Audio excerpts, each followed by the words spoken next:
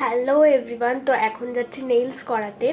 কোথায় যাচ্ছি আর আদৌ কি গিয়ে করতে পারবো নাকি সেটাই জানি না। যদি নেইলস করতে পারি তাহলে তো দেখাবোই, আর যদি নাও করতে পারি সেটাও দেখাবো।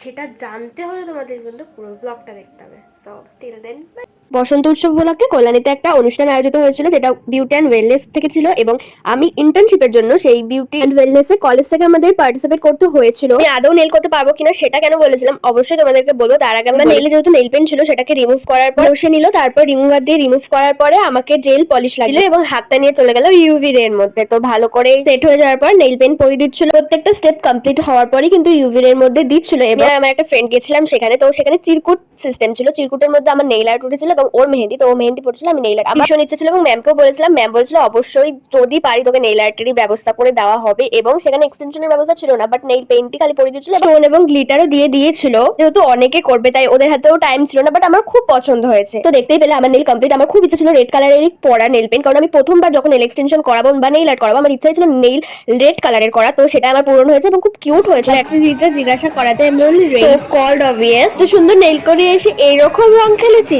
তাহলে কি লাভ হলো? তোমরা তো সেটাই ভাবছো। এবারে তোমরা রং খেলতে পারিনি, তোমরা তো জানোই কারণটা। বাট এটা আমি আগের বছর এটা শেয়ার করছি। আমরা হোলিতে ভীষণ ভীষণ মজা করি। আমরা দোলে কিন্তু বসন্ত উৎসব হয় আমাদের পাড়ায়, সেখানে আমরা থাকি এবং হোলিতে আমরা ফাটিয়ে মজা করি।